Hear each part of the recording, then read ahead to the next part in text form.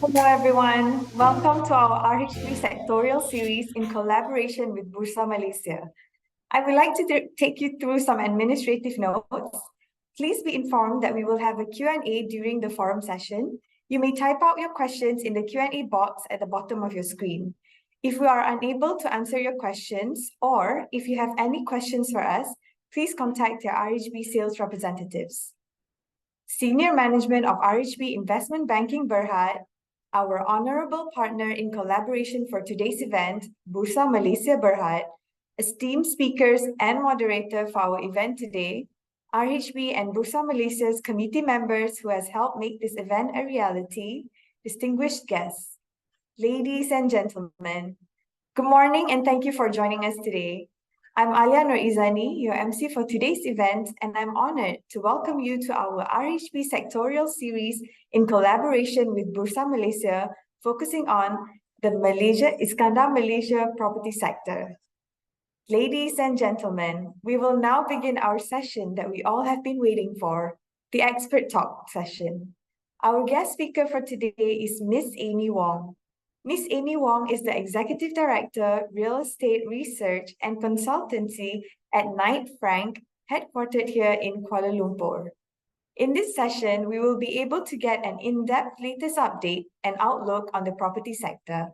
Once again, if you have any questions for Ms. Amy after her presentation, you may type out the questions in the Q&A box at the bottom of your screen. Without further ado, I will now like to invite and hand over the mic over to our moderator for today, Ms. Loong Kok Wen, Regional Sector Head, RHB Investment Bank Berhad, to lead the session. Over to you, Ms. Kok Wen. Thanks, Alia. Hello, everyone. I hope you are doing well. It's a pleasure to be here and we have the chance to talk about the Iskandar Malaysia property market today. We have an overweight rating for the property sector, and there's growing enthusiasm about the Iskandar Malaysia property market. The combination of ongoing and upcoming infra projects, the benefits offered by special economic zones, and the increasing investments in Johor paint a promising picture. We are lucky to have Amy here from Knight Frank with us today, and many of you might recognize her from our previous discussions. Her insights have always added a fresh and interesting perspective to our property-related talks. Feel free to drop any questions you have in the Q&A box. I will make sure Amy addresses them. And so without further delay, I'm excited to pass the virtual mic over to our guest speaker, Amy. Let's make this session a casual and informative conversation that we all can enjoy. Thanks, and over to you, Amy. Thank you. Good morning, Kok Wen. Good morning, everyone. Thank you, RHB and Bursa, for having me here today. Right, let me go straight to the presentation. I prepared quite a few slides, but I hope we are able to finish this up within the next hour. Am I sounding okay? Is my voice okay? Kok Wen? Shall I start?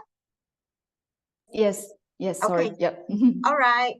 Okay. So today we're going to talk about Iskandar Malaysia. And I thought that since we're talking about Iskandar Malaysia, personally for me, it has always been, the story for Iskandar Malaysia has always been about its proximity to Singapore, the fact that it's Singapore's neighbor, it is Singapore's connection to Asia mainland, basically.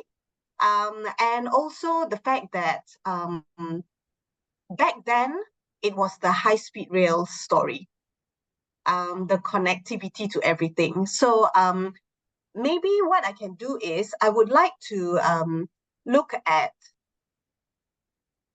some market highlights in Johor that has been happening recently. Johor has been in the papers, and as I'm sure all of you analysts and fund managers would have had a lot more interest recently in Johor, lots of news. What I picked up here three main highlights.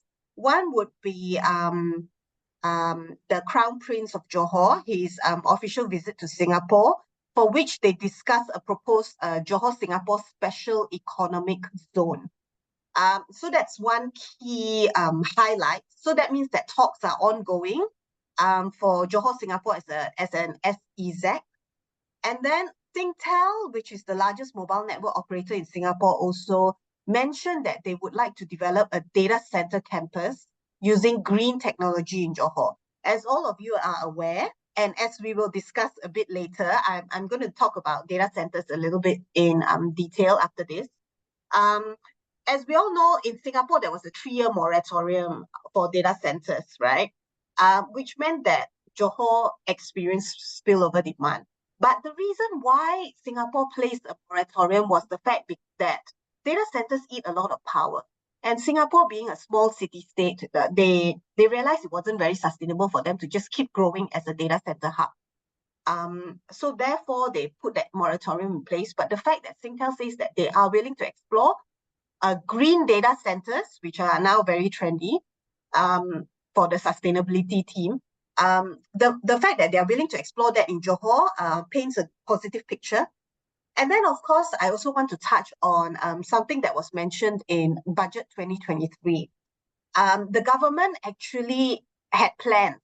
They have plans to boost the growth of Iskandar, Malaysia in Johor by introducing a special financial zone, which comes with a competitive incentive package to attract international investors and knowledge workers who are based in Malaysia. This includes a 15% income tax rate for eligible skilled workers and companies. And of course, the government also mentioned that they will offer immigration fast lane facilities to ease the entries of skilled workers from abroad. I guess that means Singapore. And then it's expected to bring in talent to Iskandar, Malaysia, which, as we all know, has always been an issue because of 3.45, the exchange rate. I think it's 3.45 now. I don't know, has it gone up? Yeah, around there, I think. Yeah, so that has always been the story in JB and Singapore. Okay, moving on, I wanted to talk a little bit about infra growth in JB.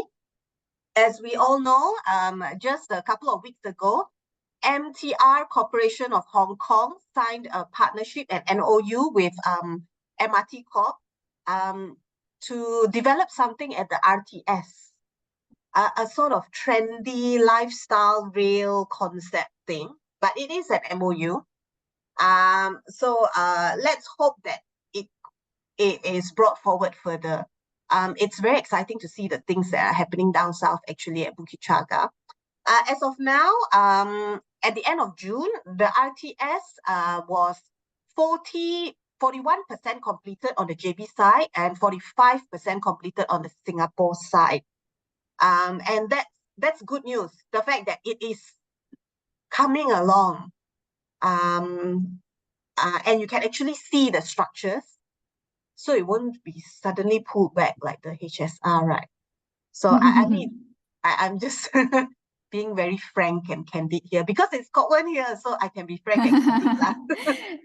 Good. Okay, and then I don't know if any of you attended last month, the end of last month, a couple of weeks back, my HSR Corp had the RFI briefing for potential bidders for the KL Singapore high-speed rail. I was there along with 281 other companies.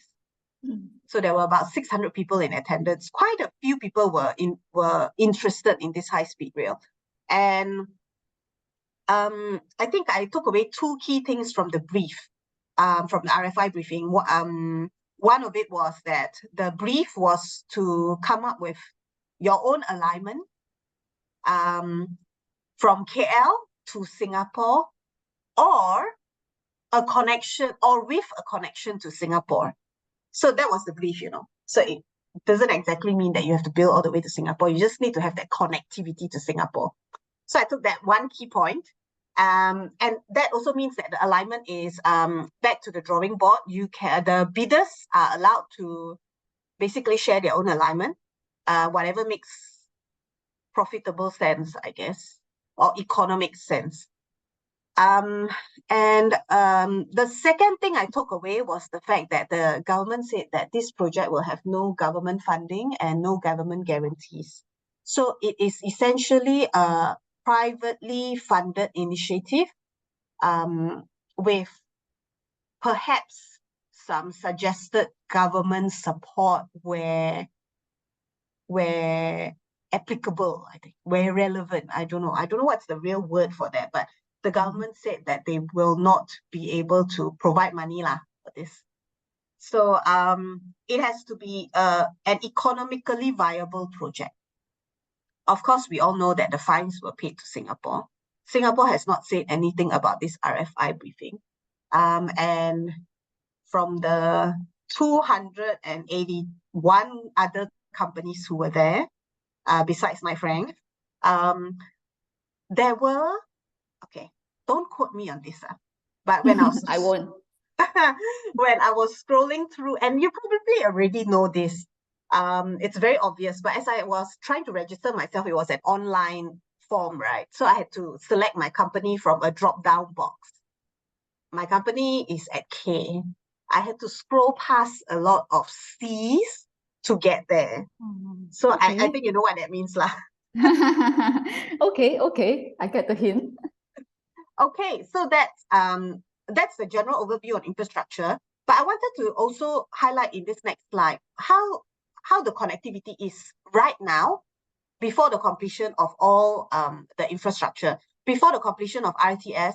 Actually, how people get between JP and Singapore, we know there's Causeway where you drive and the second link, the Tuas link, right? So you have to drive, you have to get through whatever traffic there is. It is quite horrendous, and I truly salute all the lorry drivers who are bringing cargo like food, eggs, water, I don't know what else is being transported across the links. So besides that, there's actually an easy way to get across right now. There is a train connection, which is the KTMB intercity train between JB and Singapore. It's actually only a 5 minutes ride, a lot less hassle than buses or cars. And usually the tickets are always sold out, because how you do is you purchase the ticket online, which is very easy. You can choose what timing you want. It's basically like buying a KL Central to Ipoh train ticket. But this is JB to Singapore lah. You purchase the ticket online, you reach the station 30 minutes before the schedule to clear customs. Then you ride 5 minutes, then you will clear Singapore customs, and there you are. So it's actually very easy, and it's not expensive. As you can see here on the KTM website, Singapore JB is 16 ringgit, JB Singapore is 5 ringgit one way, or 16 ringgit return ticket. Not expensive, right? This gives you an indicator, maybe, if you like. I don't know if you can use this as an indicator for RTS fares, but it has to be somewhere around here, I assume. But of course, these fares are KTM fares, which are very economical. Okay. All right. Let's talk about the RTS. You guys probably already know this. It's currently at about 41% as of the July 2023 updates.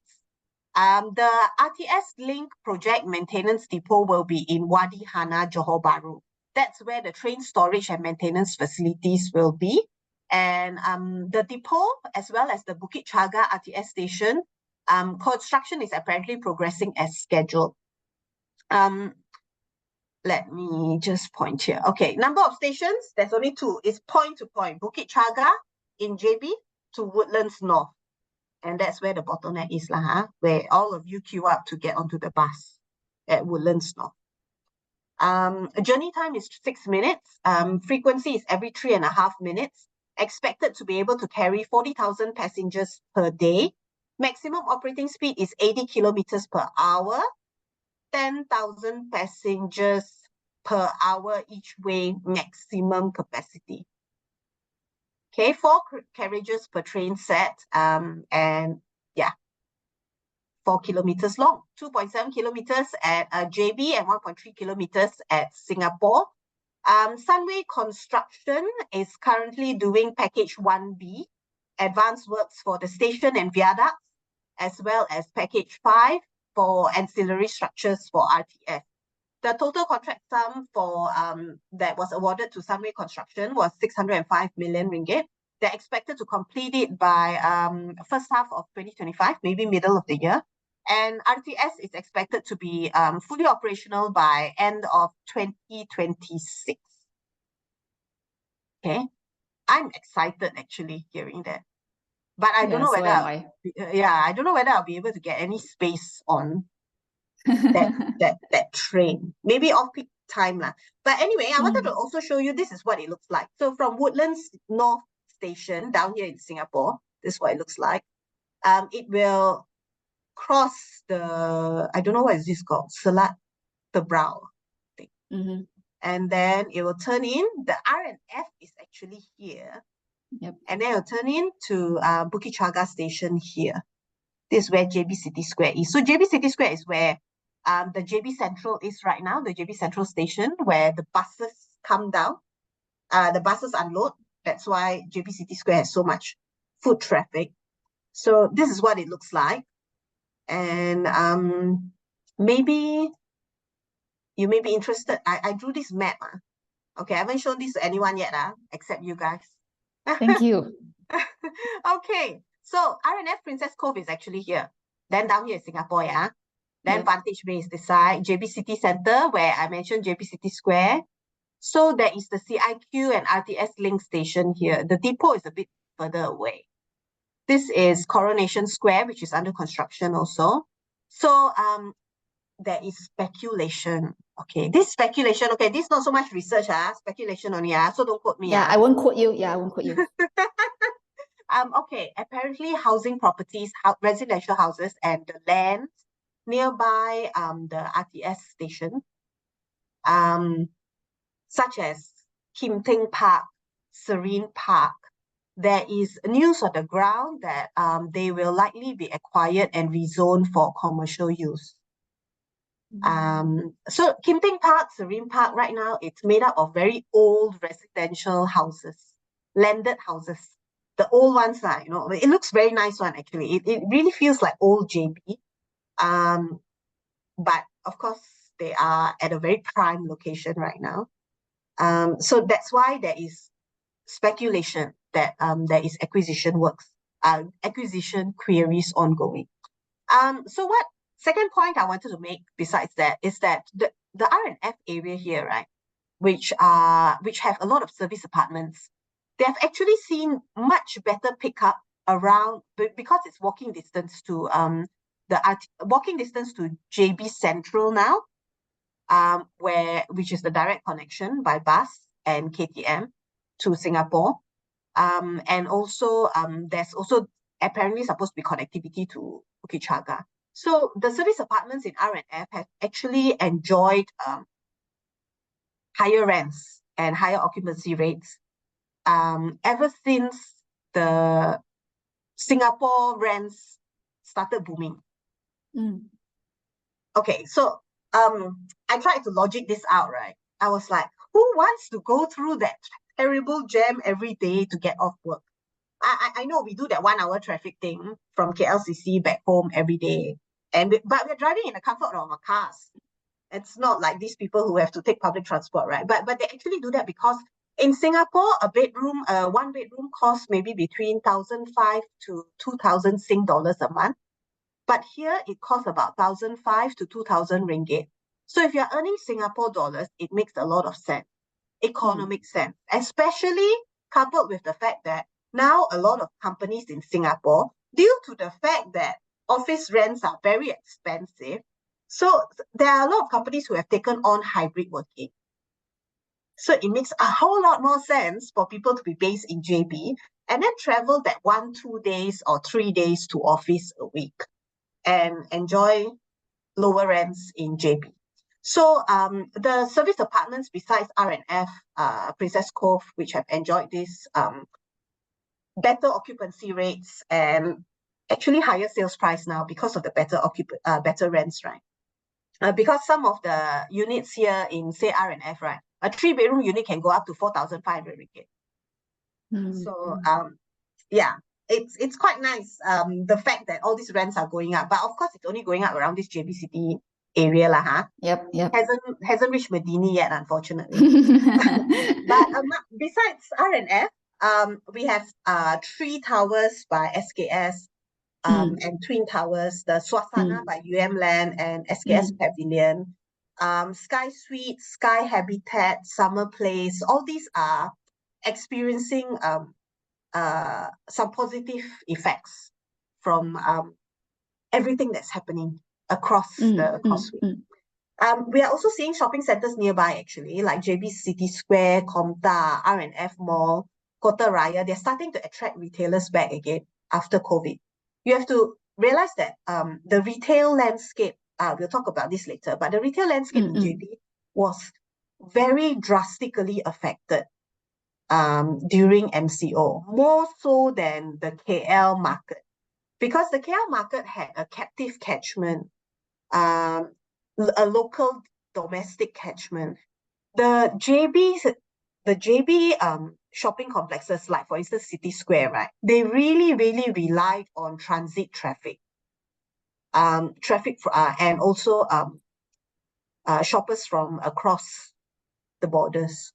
So we'll come to that later.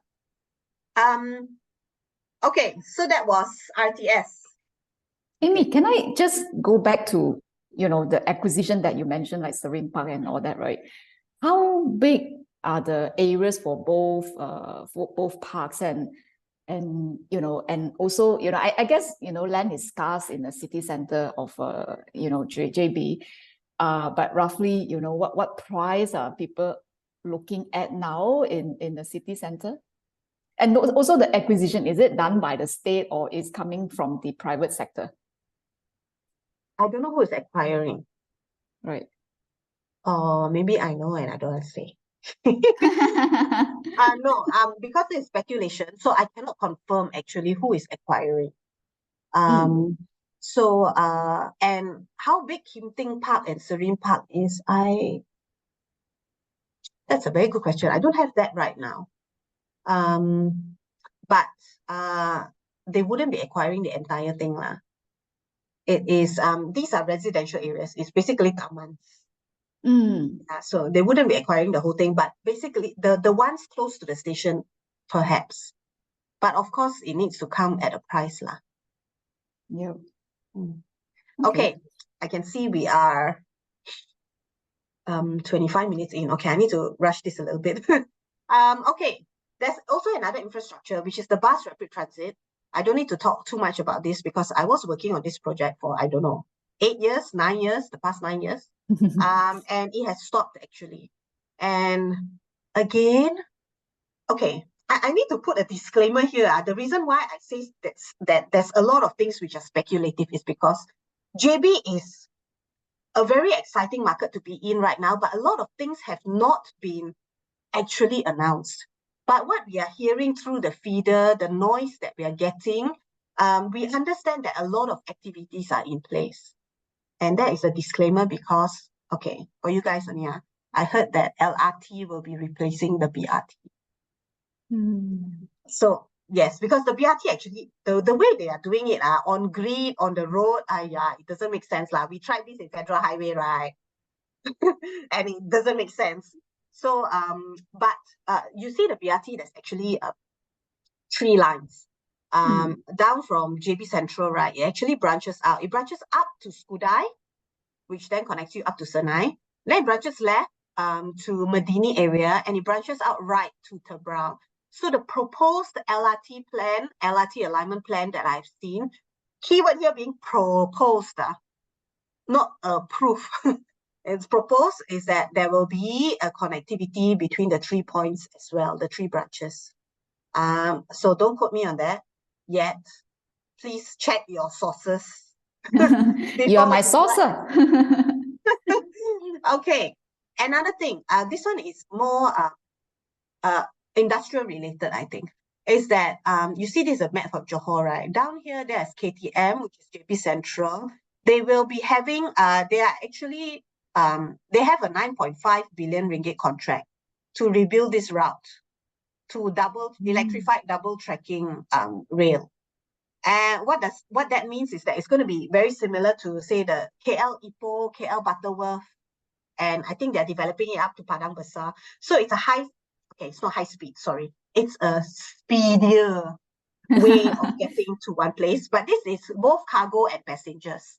Okay, but mostly for Johor, it relates more to cargo. I think it's more towards cargo, because if any of you have driven from JB, let's say at 2 p.m. or 3 p.m., you leave JB, you want to come back KL. You know, to get from JB down here to, I don't know, Rengam, which is somewhere around Kluang, somewhere around Yongping. If you drive normally, it takes about 45 minutes. But now, because of the lorries and everything, it takes a lot longer. It takes you maybe about 1.5 to 2 hours to just go this halfway stretch up, because a lot of industrial lorries and cargo trucks, they ply this route. So with the electrified double tracking system, I hope that it will relieve the pressure of the Plus Highway, and they will be able to move cargo this way. And this is very important for expanding the industrial capacity of Johor. And it's not just focused around, say, Pasir Gudang, right? So they're going to upgrade a lot of things. They're going to upgrade the tracks, the stations, the depots. Let me give you a picture of what it looks like. Oh, sorry. It's actually ongoing. It's not just planned. They have new stations. They have rebuilt connections with connectivity to Port of Tanjung Pelepas. Very, very important, because we are moving cargo, right? You have new stations being built, elevated railway. So you see, it looks very nice and clean. Yeah. And I'm excited about this project. I think this project is going to help very much with the development of the economy in Johor. Other infra updates. Okay, this may be a little bit small, because a lot of these are, let's say, for instance, they are just road expansion. But what I want to highlight is actually this point here. The World Ministry actually plans to upgrade the Johor stretch. Long time coming, I tell you, from Yongping to Senai Utara to 6 lanes. Currently, right now, it's 2 ways, right? 2 lanes, 2 lanes. So they're going to finally upgrade it to 3 lanes. Actually, I think they should just one-shot upgrade it to 5 lanes, but then, of course, it require acquisition. But anyway, all of you will be able to have a copy of these slides, so you can read through, as in what's going to happen, what's happening. But road repair and maintenance works, as you can see in the Pasir Gudang area. Oh my God, if you've driven that highway, the potholes will kill your car. But it's because it's constantly plied by trucks and lorries. And okay, let's move on to the property market, shall we? Or sure. Amy will extend the session till 11 to 15 because it's too interesting. So yeah, it can take a little bit longer. Okay. So I don't need to speak so fast. Okay, let's go into the high-rise residential market. I think this is an exciting market now. I know for a long time we have seen that there's an oversupply and things like that, right? So let's look at the numbers. Right now, we are at about 151,000 units of high-rise residential in Johor Bahru. But I must highlight, incoming supply is potentially, this chart here, amounting to 87,000 units, which will be an increase of 57% from current stock. A huge chunk of it is service apart, which is on commercial land. But this is over how many years? Okay, if this is planned and incoming supply, is over the next 3 to 5 years. So, okay, this is something for you to chew on. And as you can see here, we actually divided this into condos, make up about 64,000 units now. Service apartments already make up 84,000 units, and Soho units 2,008. Soho units are not allowed to be built. Special rules, special approval is needed to build Soho in JB. So these are previous approvals that were given. Okay, volume and value of transactions. The bar chart shows volume of transactions for high-rise residential in Johor Bahru. And as you can see, it's been fairly consistent except for 2020 and 2021. So high-rise transactions have been going up. Right now, in 2022, we clocked about 2,640 transactions.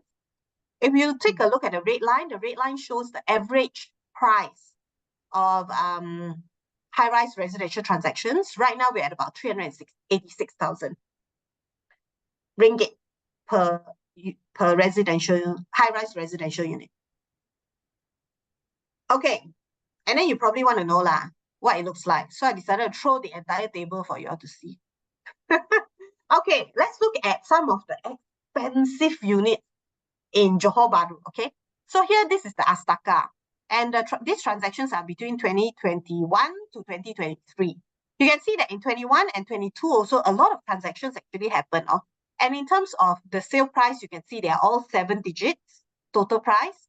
And in terms of ringgit per square foot, it ranges from about 670 ringgit to 1,100 ringgit per square foot. You'll see that Astaka being the tallest condominium, tallest and highest, I think, condominium in JB City. Their build-up areas are all very big. This is a very exclusive high-rise residential in JB. I think sort of a landmark. But are the buyers for this, 1-2 million kind of units mainly coming from, overseas or the locals? No. I guess I cannot prove this, but I think anything in JB is driven by Singapore dollars. Whether you're Malaysian earning Singapore dollars or Singapore, I don't actually think these are Singaporeans. I think it's just Singapore dollars. Right. Okay. And then R&F Princess Cove, you can see there are much smaller units here.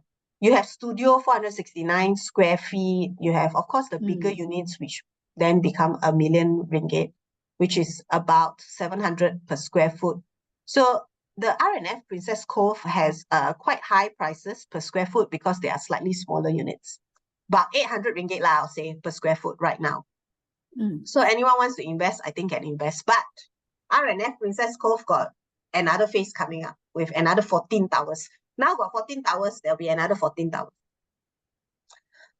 Okay, 3-tower residences. Also, some of them reach 7-digit figure, but then the smaller units, okay, don't look at this one. This one, I think this 274 is glitched.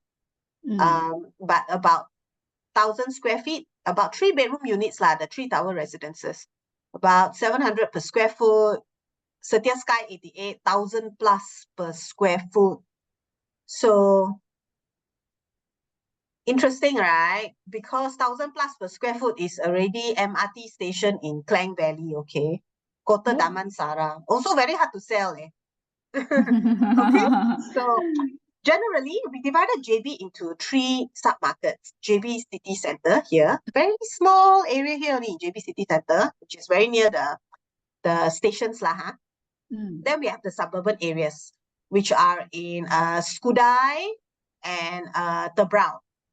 And then we have Iskandar Puteri, which is Medini So generally, across the board, the prices have not really changed on average, except for that few high expensive luxury residences. So JB City Centre, we are looking at anywhere between 580 to 1,000 per square foot. Suburban areas 400 to 650. Iskandar Puteri 480 to 850 per square foot. Right. And as you can see, we wanted to break down the cluster. The light blue part is actually JB City Centre. JB City Centre makes up about 1/3 of the high-rise residential properties, secondary market. And then the red one is Medini, and suburban areas make up more than half of the transactions. Okay, so a lot of the transactions happened in suburban areas. Okay. Okay, in terms of high-rise residential launches, has anything recently launched? I think we can take a look at down here in 2023. You can see that I started from 2018, 19, 20, 21, 22. See, 21, 22, people were still launching. I don't know why. 2023, we saw launches in Kempas, Molek, Mount Austin, and JBCC. JBCC launch was Quayside JBCC, launched by Bangsa Heights Pavilion, Sendirian Berhad. It's a freehold. You can see all free, mostly freehold. The build-up is very, very, very small, 330 to 660 square feet. They launched 482 units at 1,200 ringgit per square foot. Don't ask me about take-up. Sorry, I don't have it here. My team didn't put it up. Okay, outlook for high-rise residential. I think over here, I want to only highlight infra development, very much driving the optimistic outlook for high-rise residential. There is a focus shift in the purchasing of high-rise residential in JB. I want to highlight this change, this difference. In Klang Valley, when I give talks, right, I tell you that the high-rise residential market is very much focused on ownership and upgrading. It's no longer an investment market in Klang Valley. However, in JB, it is an investment market. It's for rents and all because, like I mentioned earlier, there has been a hike in rental prices in Singapore, and therefore it has led to spillover demand. Everything in JB is spillover demand, I tell you. So that's why connectivity very important, so that the spillover can actually spill. So that's, and then of course, it has always been Singapore dollars that has driven the economy in JB. So that's the general outlook. And it's very key because during lockdown, when the borders were not open, Johor really, really suffered. So we're very glad that now there's increased connectivity. So, okay, that's the high-rise market. Shall I move into the purpose-built office market? Can I also ask you, right? Yeah. It may be a difficult question or probably easy for you. In your opinion, what will happen to Forest City?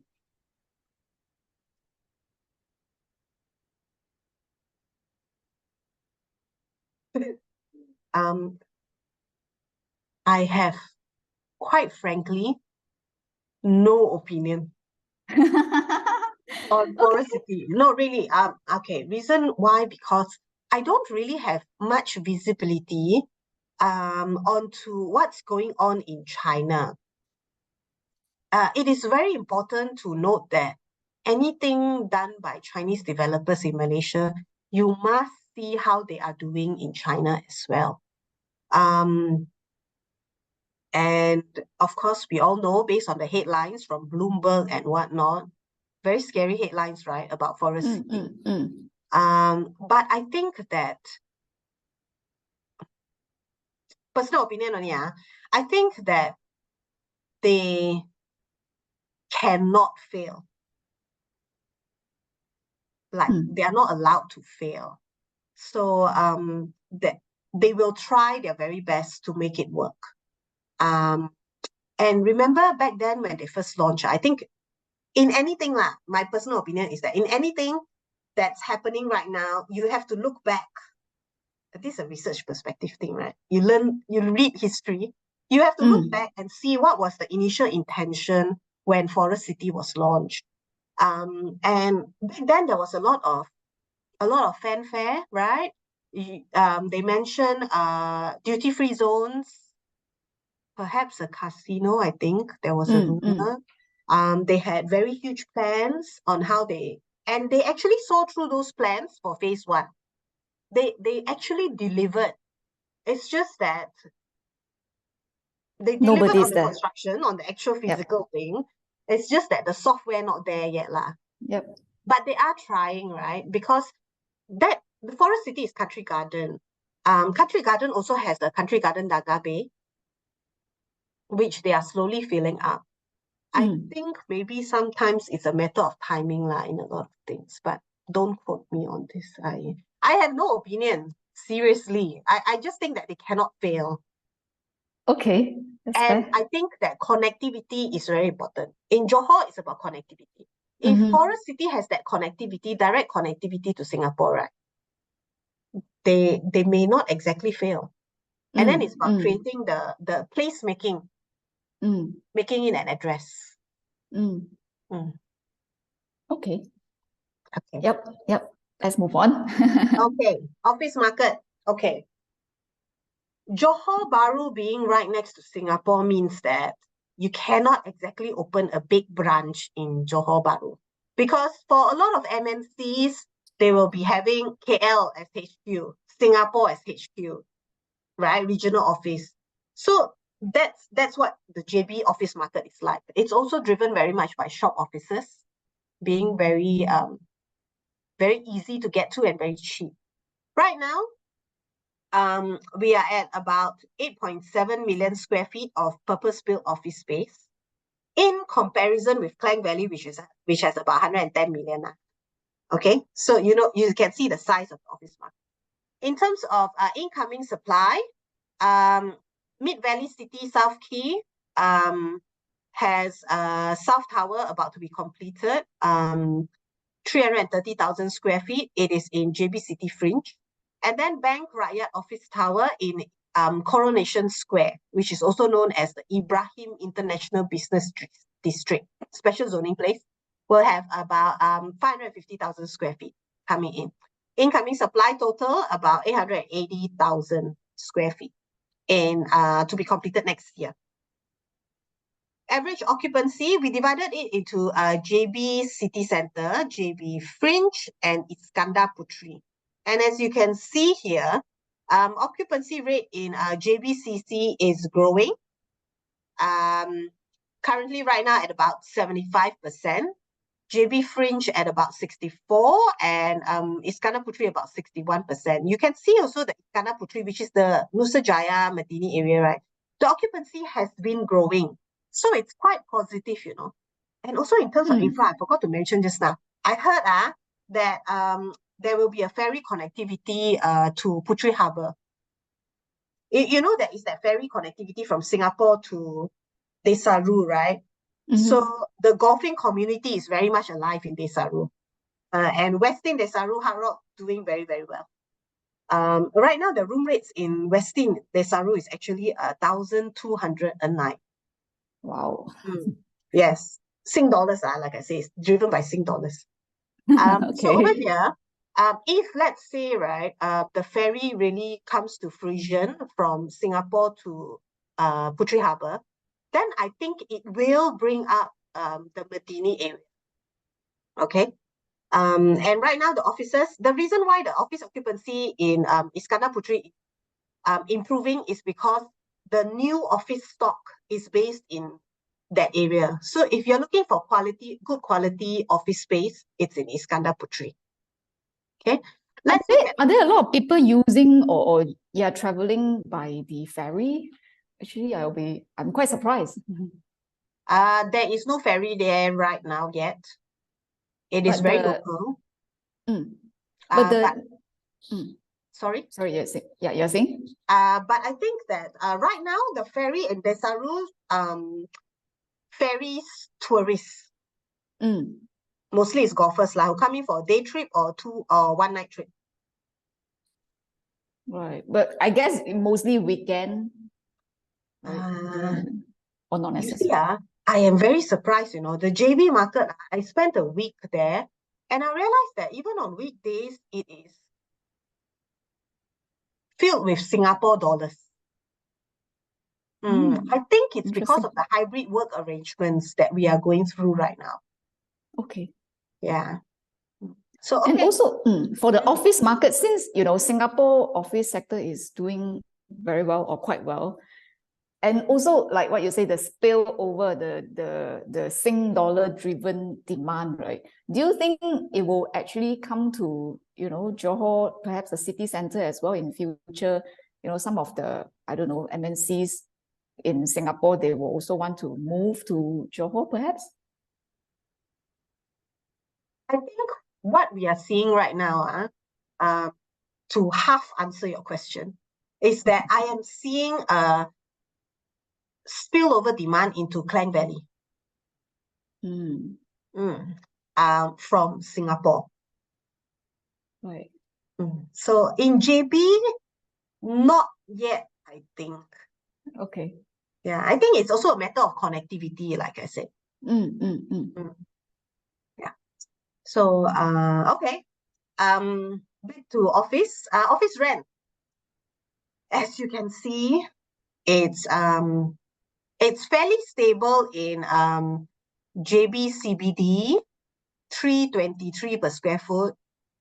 In the fringe, it's a 263. Fringe will be the Browse Kudai area, which are not exactly office addresses. So the key office addresses are actually in CBD and in Iskandar Puteri. Iskandar Puteri has higher rents, the red one, at 380 per square foot, because better quality office, newer office lah. Okay, but seriously, at this kind of rates, 380, 320, 260, it doesn't make money lah, for the landlord. Because your service charges will also be around 150 already, at least, or 2 ringgit. Yeah. Okay, notable tenant movements. I plugged this off our real estate highlights report that was launched in a couple of weeks back. Mid Valley, South Quay, North Tower. Okay, relocation. Oh, this is actually Knight Frank. Knight Frank relocated from JB City to JB Fringe to the Mid Valley North Tower. We took up 3,300 square feet there. We also relocated a co-working space operator into that tower, which took up 13,000 square feet. And as you can see, if you notice, they are all about 3,000 square feet. The relocations, logistics industry, accounting firm, in Menara J-Land, F&B industry, digital marketing industry, ecosystem builder. I have no clue what that is. Construction, engineering consultants, shipping industry, IT, and education institution move into Medini 7, 26,000 square feet.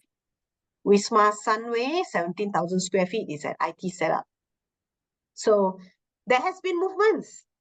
Got a bit lah. I think it's growing. So slowly growing, like everything in JB is very slow. Slower than KL lah, because we're all used to KL, right? KL, yes, our speed. Faster. Yep. Yeah. And because actually down south, when you are in JB, right, everything happens in Singapore. Nothing happens in JB one.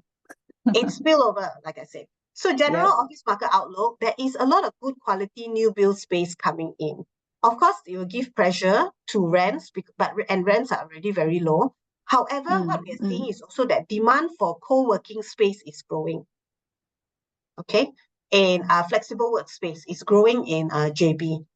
There is steady demand in JB City Centre.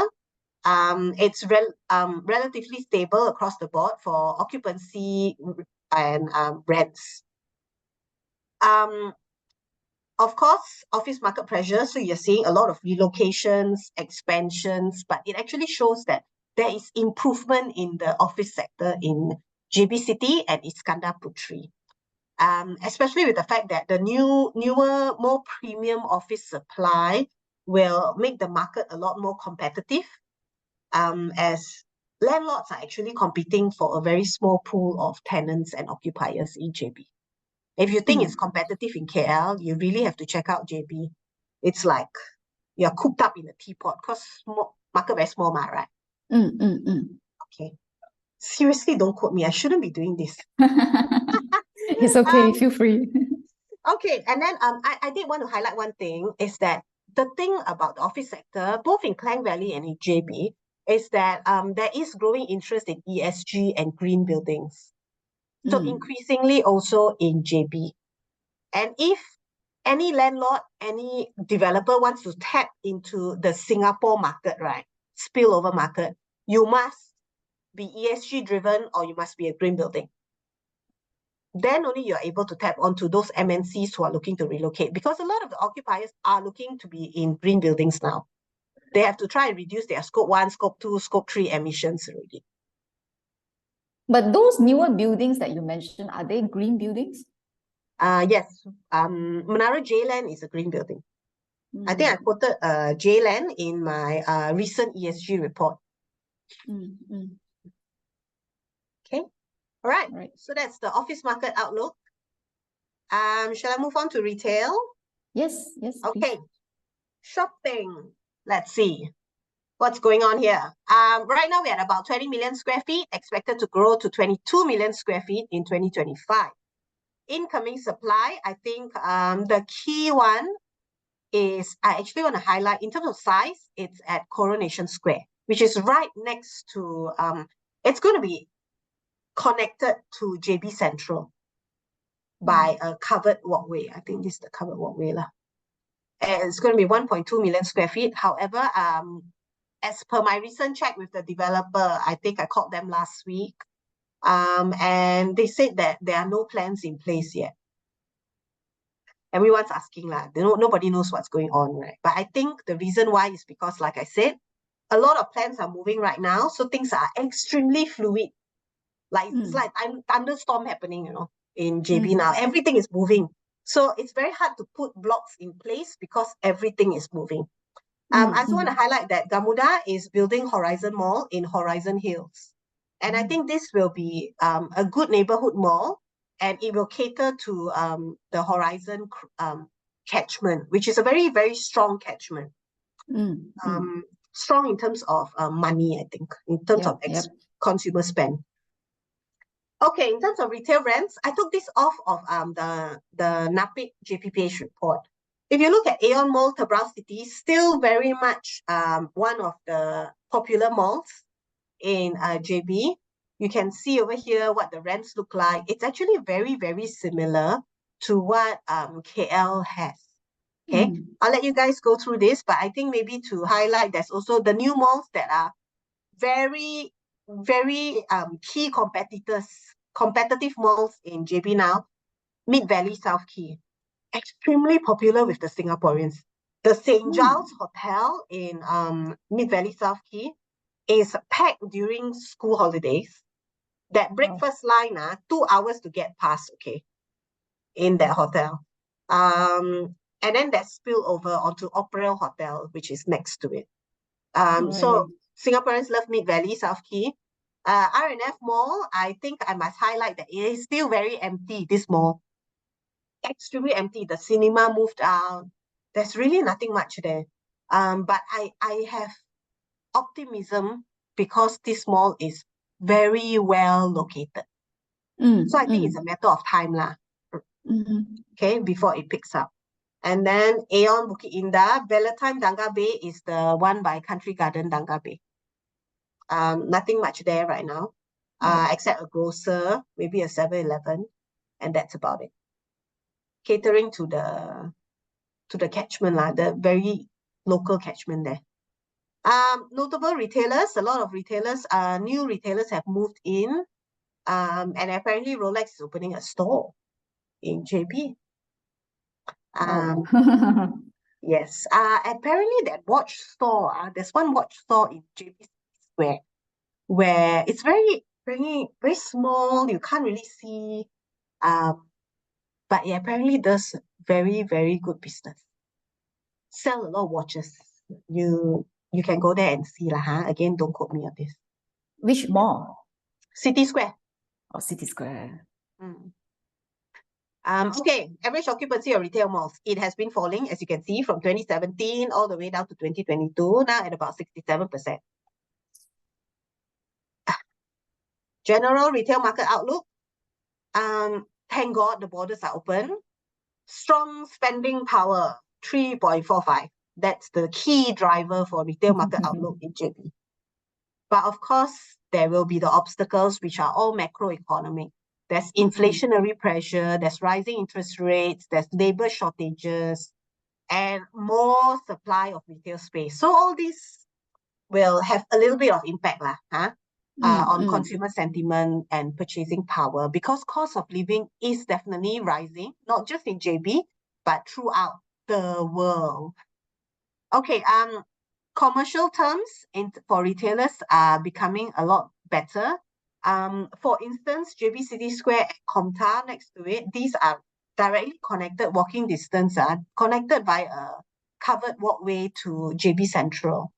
So JB Central is the equivalent of KL Central in JB. Okay, so JB Central, if you are connected directly, you'll see that increasingly in City Square and Komtar, they are looking at GTO rents. So gross turnover rents. So it's a bit of a profit sharing lah. And that's it for retail. Shall we move on to industrial, which is a key driver of the economy in Johor Bahru? Yes, sure. Okay. After industrial, we have hospitality and then data centers. Okay. So I want to skip this because I don't like the fact that JPPH actually looks at existing supply in terms of number of units. Like, doesn't make sense, right? I think in terms, right now we are growing into an era where you're supposed to look at million square feet for logistics, warehousing, but they don't have that. So I hate this slide. So we skip. Yep, sure. Okay, let's look at manufacturing investments into JB. From 2016 to 2022. So the investment value for the primary sector last year was about 39 million ringgit, I think. Or while manufacturing sector, this one shows manufacturing sector only. So manufacturing sector received about slightly more than 14 billion. Yes, 14 billion. Or while the services sector actually received the highest investment value of 56 billion. Services sector is driving many investments in Johor Bahru at 80%. So you would think that Johor Bahru is manufacturing. Actually, no, 80% is services. Interesting, right? So notable industrial areas would be there are a lot in Senai and Kulai, but I want to maybe just mention that the industrial parks in Johor Bahru are extremely forward-looking compared to the ones in, say, Klang Valley, right? They are very forward-looking, and I like the fact that it's very clean. There are a lot of people who are looking at green industrial parks there. Pasir Gudang and Tanjung Lansat area actually focuses on the port business. And then the Iskandar Puteri area, also very green, and not so much manufacturing. And then there's also Port of Tanjung Pelepas lah, right? And I mentioned earlier just now the fact that Johor Bahru industrial parks are moving towards the age of ESG, and increasingly with the Prime Minister having announced green incentives, green financing, and if, like I said earlier, for the purpose-built office space, I mentioned if you want to tap into the Singapore market spillover demand, you must be green, right? So the same goes for industrial sector. You must be green in order to sustainably tap into Singapore demand. Okay. And the general outlook, I think I want to highlight that there is a landscape now. It's not just a changing landscape. Yeah, it's a changing landscape. But the fact that there is a landscape now for purpose-built workers' accommodation, that's very important. And it's being driven out of Johor and Penang, this investment into purpose-built workers' accommodation. There are positive indicators for Johor's industrial subsector, and my transactions team can actually tell me that there is very active land and industrial properties transactions happening right now in Johor. There is encouraging performance from logistics warehouses. Of course, labor shortages and rising costs affects every industry. Presence of data centers and service providers increasingly driving the industrial market outlook, but I will look at that as a subsector after this. And ESG initiatives is being driven. I think I want to perhaps highlight AME is one of the leading industrial players who are leading this green industrial park game. Very encouraging private investments from people like AME, and then from certain sectors in Singapore as well. Okay. Right. Okay. The hotel market. Right. Very quickly, Yep. I run through. Okay. Malaysia tourist arrivals. As you all know, this is Malaysia. The reason why is because I cannot exactly get Johor Bahru. But you can see from 2019, I actually fell. So sad, right? And top 10 tourist arrivals by country. You see, my team decided to test my knowledge of flags. The flags. This is Singapore and Indonesia and Brunei. Okay. and Thailand lah. Okay. Number of existing hotel rooms, 3 to 5 star hotels.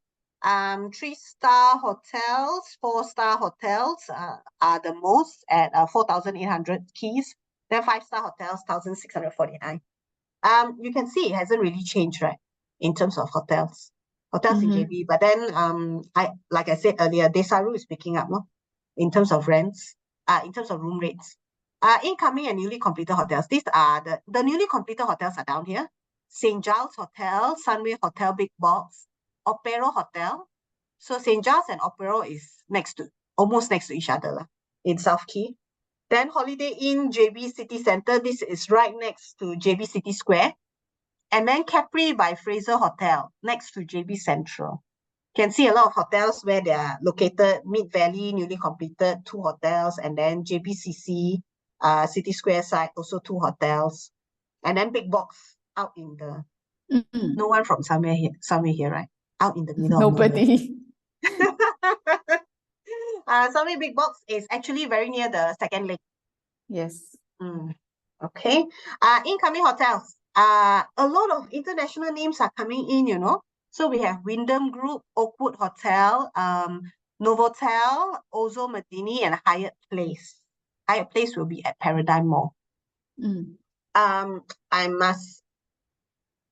must note, you probably already know, if you want your shopping mall to grow, or you want your hotel to have high occupancy, they are related. You must have both in one development. Then it works because you're targeting the Singapore dollars. Right. Okay. Yep. So average daily rate and average occupancy rate has bounced back up, which is good. And occupancy rate is not just driven by Singapore, it's driven by domestic demand. As I've spoken with a few hotel operators, and they mentioned that business is back. And if you take Firefly flights out of Subang Airport, you will see business is back in Johor. So you'll see the day trips are back again. General market outlook. I think here it says depreciation of Malaysian ringgit, but I feel like that's good for JB. Chinese tourists are not back yet, but as we all know, they may not come back yet this year. Okay, so now final one, data center as emerging alternative real asset class. Okay, Knight Frank released the data center paper in I think April, and to do that, I actually came up with Knight Frank C5, Southeast Asia 5 Data Center Opportunity Index. Why do we call it the C5 Data Center Index? It's because we omitted Singapore. Because we feel that Singapore, Hong Kong, Tokyo, they are what I call the tier 1 market, right? Yep. So you look at the tier 2 Asia markets. Malaysia, when I did the indexing, I took into consideration a few factors like GDP growth, population, the number of subsea cables. Malaysia came out top, along with the fact that there was a take-up of 113 megawatts in 2022, which is actually maybe 4 times higher than the next one, Thailand, 25 megawatts. Also very respectable. 25 megawatts is also very good. So what we have seen is that Malaysia has come out tops because of a few factors. And if you look at this 113 megawatts, right, this take-up actually looks at the strong growth in both Johor and KL, including the fact that there were newly announced cloud regions by AWS, Amazon Web Services, and Google. Therefore, that's why Malaysia is top. Other markets, for instance, Vietnam, Philippines, Thailand, I do believe that they have a lot of potential to rise in this index. Maybe next year they will rise because as their markets become a lot more hospitable to data center investment. Currently, these slow take-up figures in these countries, alongside with the lesser cloud appetite, has actually caused them to be at the end of this index. But we expect this position to change as global data center operators and the cloud service providers start establishing a foothold in these markets in the coming years. Okay. Two fun facts I want to highlight. When you're talking about data centers, right? You're talking about the digital economy. The digital economy currently contributes about 15% to Malaysia's GDP. That's about 205 billion ringgit. So 15%, right? It's expected, forecasted to rise to 25% by 2025. So that's fun fact number one. Number two, 90% of the Malaysian digital economy right now is made up of e-commerce and fintech. But increasingly, as we grow towards that 25%, right, it's expected to, this digital economy, Malaysia's digital economy, is expected to encompass what they call economic and social activities involving the production and use of digital technology by individuals, businesses, and governments. Everything is becoming individual. The number of apps that you have on your phone, until you cannot find them, right? So yes, everything's becoming digital. It's increasingly becoming more digital. So all these activities like cloud computing, big data, e-commerce, generative artificial intelligence, that's your ChatGPT and all that, right? It has fueled the robust growth of this Asia-Pacific's data center landscape. And then, of course, like I mentioned earlier, you couple it with Singapore's data center moratorium that has ended. It's ended already. DCs can now go in already. But all these factors have actually contributed towards Malaysia becoming a very key player in the data center market in the Asia-Pacific region. Indonesia and Malaysia are surging ahead, as you can see in this chart, for supply of data centers, right? Indonesia and Malaysia are surging ahead as the largest providers of space for data center investment. And the reason why the other countries are a little bit lower is because they are still trying to grapple with land ownership laws and telecoms deregulation. Okay. What is the competitive edge for Indonesia? Population. And cheap land, a lot of land. But of course, in Indonesia, we must remember there are some parts of their country is within the Pacific Ring of Fire. So it has to be the parts outside of the Ring of Fire. For instance, Bintan. Bintan is a strong competitor against Johor. Okay, so data center investments into Johor Bahru, as you can see here, we have a few. In SILC, we have Air Trunk, YTL Green Data Center Park. If you have read the recent Forbes article, YTL and C is in there, and YTL is aggressively moving in the market to market this green data center park. Sedenak has Bridge and Yonder. Nusa Jaya has GDS and Equinix, and increasingly in the radar, there's Princeton DG as well. I'll run through some of these key highlights. Princeton expects to invest 2 billion to develop a 150 megawatt data center campus in Sedenak. MN Holdings Berhad is partnering with Shanghai's DC Science to develop its first data center outside of China. It will also be in Sedenak, 20 acres. Macquarie's Air Trunk enters into Malaysia with a 150 megawatts hyperscale data center, a huge data center, as you can see here, right? It's going to be in Johor Bahru.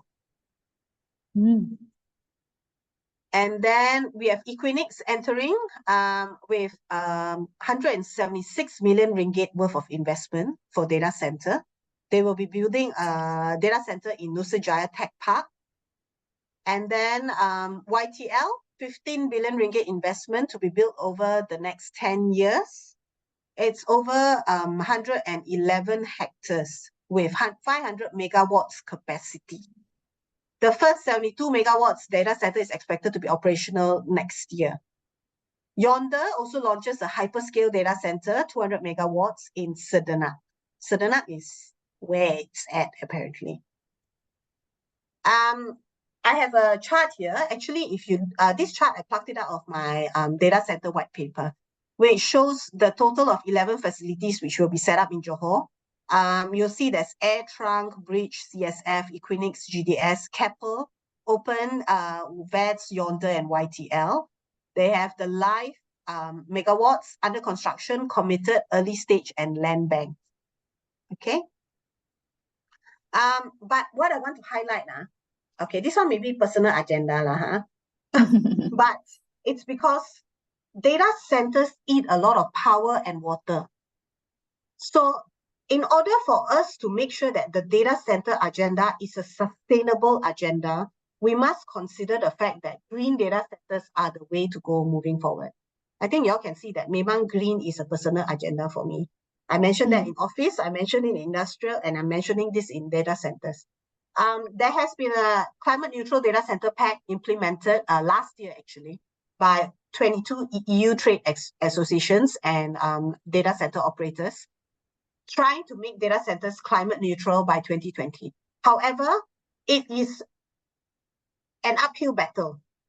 I have spoken with, when you attend data center conferences, it's actually quite interesting because, maybe interesting for me, because data center is a new sector that I've started looking in the past 3 years.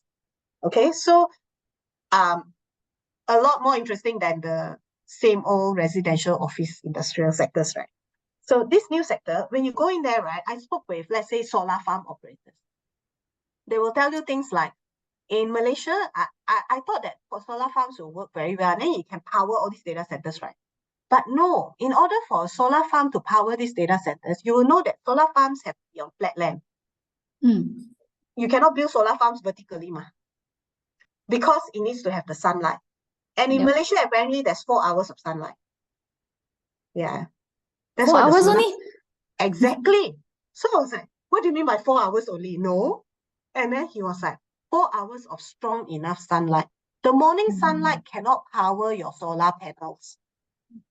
Right. So you only have 4 hours to generate power. If you want to look at solar farms, right, to generate power for so many megawatts hyperscale data centers. How sustainable is that going to be? You need a lot of land for that solar farm to sit, right? And it needs to be as flat land as possible so that you can maximize the sunlight.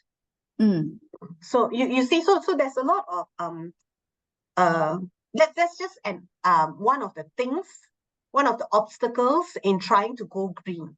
You need to balance the need for juice, the need for power in data centers. Increasingly, we need a lot of power. Trust me, your phone also runs on a lot more power now. Increasingly, data centers will need a lot more power. So you need to look at, besides solar farms, I'm thinking, in my opinion, Sarawak is the next place because Sarawak has hydro. So I think hydro energy, all this renewable energy will come into play. So yes, that's the end of my personal agenda slide. My last slide here to end the data center presentation is to show that we are increasing Malaysia's competitiveness to attract investors and tech giants to set up data centers in Malaysia.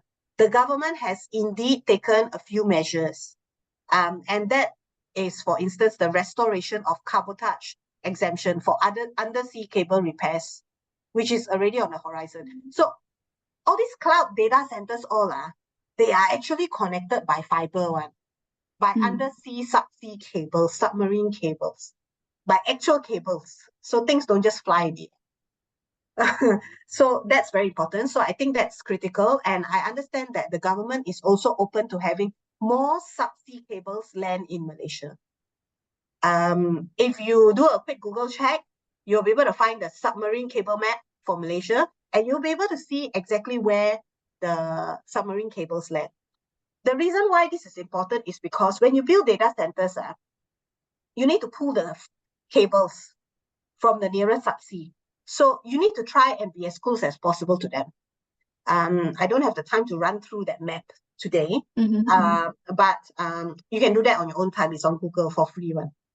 And then you'll see lah. And also the reason why, let's say for instance in Klang Valley, right? A lot of the data center requirements are in Cyberjaya, but increasingly in the city center, right? You have AIMS, Menara AIMS, which is in city center, right?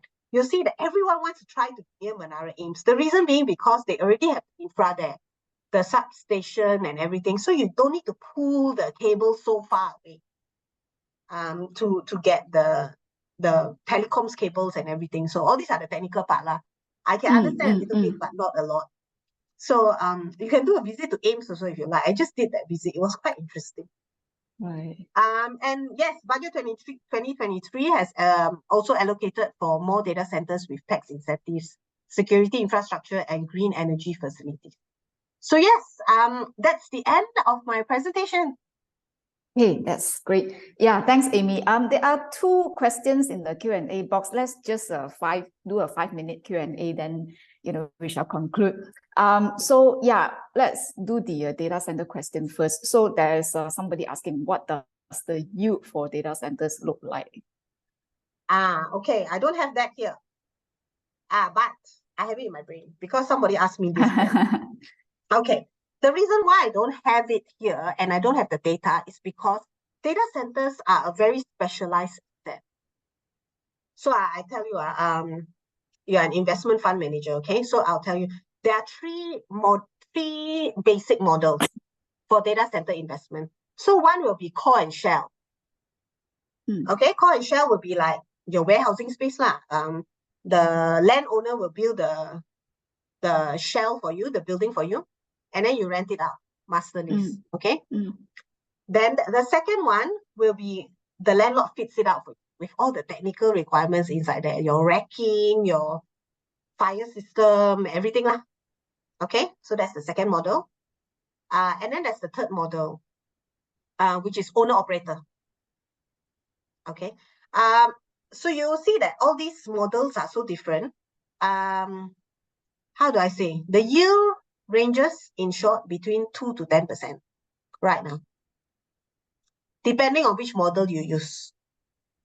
So I guess the third one will get a higher yield. Maybe, but then it's very high risk, because the equipment needs to be... No, actually the highest risk is the second model. And the second model is very rare. Very, very rare. If you do the first model, which is the shell and core model, which is your normal warehousing model, so to speak, right? It ranges between 6 to 6.5%, which is a magic number for a lot of investors. However, I must say that there are a lot of people in that space right now.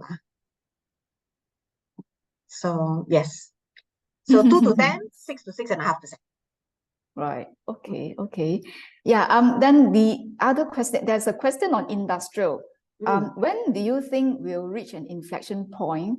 It has been growing really well over the past years, but trend has also changed from when there's demand, only supply comes, to now big rollouts of industrial units in business and industrial parks. So, will supply outpace demand soon? Okay. I think to answer this question, I see a lot of developers who have decided to do build to suit for industrial.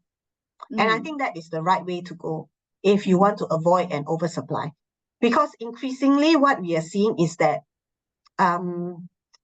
let me actually move my slides back to the industrial, the slide that I actually skipped, yeah. I want to show you over here. The terrace factories, which are the red ones, actually make up most of the supply. Terrace factories, which are your first generation kind of industrial factories. And then semi-D factories here lah. But you see that, to answer your question, terrace factories are no longer the preferred product to be developed by developers now for industrial assets. increasingly, like you mentioned, rightly so, they're looking at bigger assets. And as I said, for bigger assets, I think that build to suit is the way to go. Sime Darby has started this. A few other developers, Eco has also gone into this. And I think that's the right way to go as you build to suit for specific tenants in order to ensure that there's no oversupply. Mm. Okay. What's your forecast for the demand of data centers in Malaysia in terms of megawatt?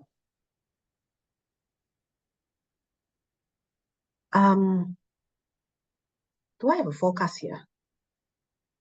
I don't think I do have a forecast. I think that it is growing because of the fact that we are growing in terms of supply. And we are seeing a lot of new investment coming in directly from owner-operators of data centers who know what they are doing. So they are not just investors, which I like. I think it makes for a very stable investment market when it's owner-operators.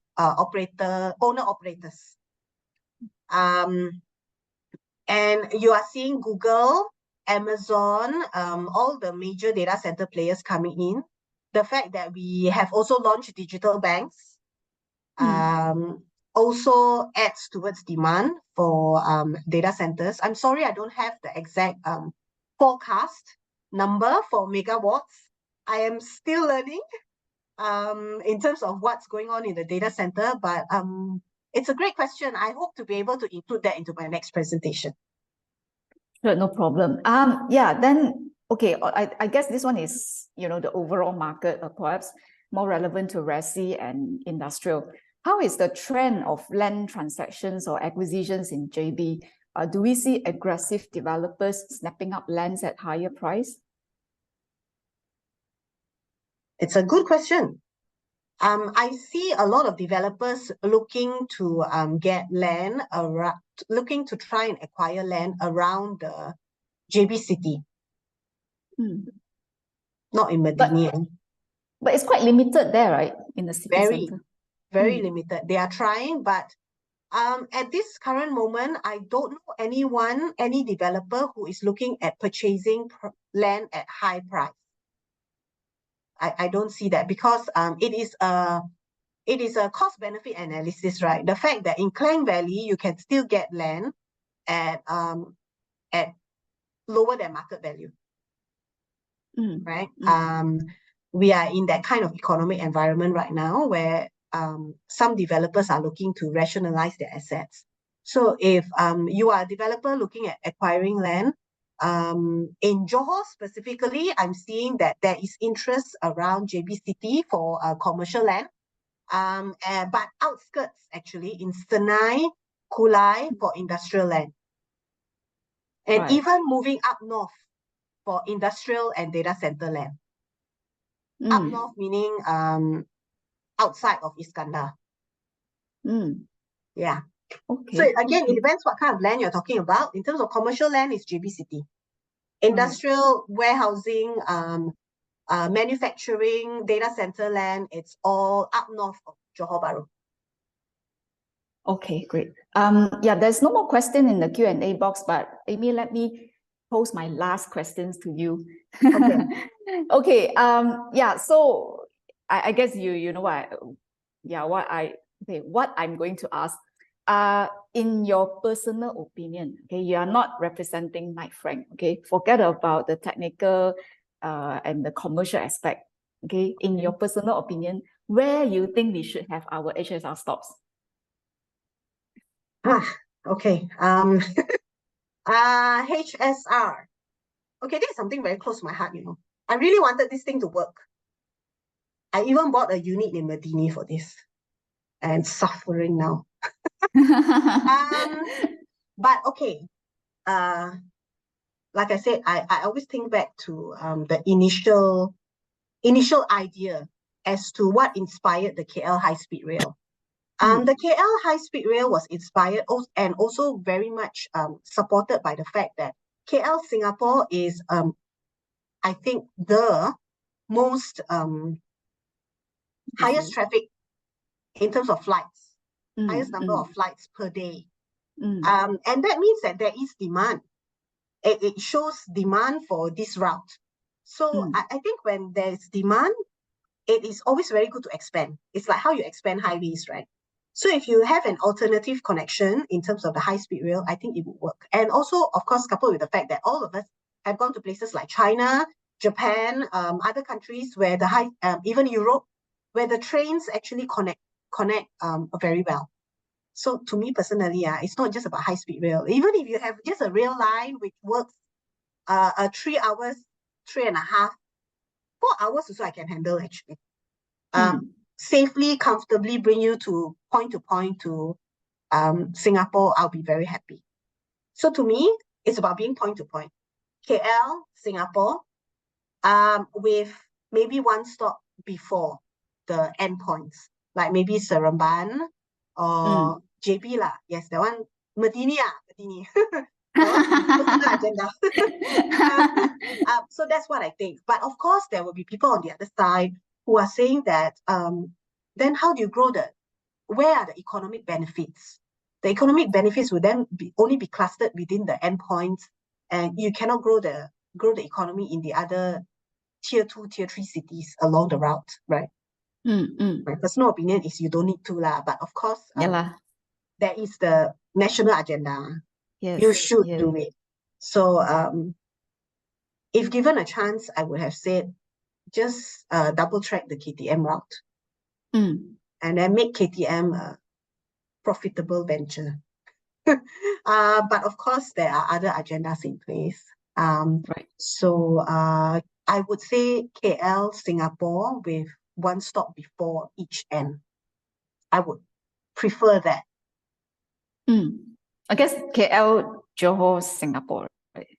KL, Johor, Singapore, yeah. Maybe Seremban also lah, because you want economic benefits. KL, Seremban, Johor, yeah. So you expand the Klang Valley lah. But for KL, do you think there's still space in KL Central, or they will have to, revisit Bandar Malaysia? What a question. I always thought it will land in Bandar Malaysia. I don't know. There's so much land there. Yep. But no, KL Central. No lah, KL Central, they're already going in line already. The cost to drive all the way to do the rail all the way to KL Central. No, I just read what FRCB got air rights to redevelop KL Central. So they're going to build condos and all there already. No need lah. I think we need to talk about economic benefits. So we move lah. We expand the KL Central economic zone next door to Bandar Malaysia. There's so much land there. Yeah. And then we grow a proper Bandar Malaysia. Yep. Agree. Okay, Bandar Malaysia is another story. We can do that another day. Okay, stay tuned. Okay, thank you so much, Amy. It's really interesting. I think, a lot of gossips, which I always like. That's why I always invite Amy to join our session. I guess, all of you, it's also, you are also enjoying the session very much, and which very much affirm or reaffirm our RHB's view on the Iskandar Malaysia property market recovery. So let me pass back the mic to Alia. All right, thank you. Ladies and gentlemen, please join me in thanking our moderator, Ms. Loong Kok Wen, and our guest speaker, Ms. Amy Wong, for the insightful expert talk session. Ladies and gentlemen, we have now come to the end of the event, and thank you everyone for your participation. I'm Alia Norizani, and thank you once again for taking the time to participate in our event, as it would not have been a success without each and every one of you. If you have any questions for us, please get in touch with your RHB sales representatives. We look forward to seeing you at our next event, and remember to stay safe. Thank you. Bye.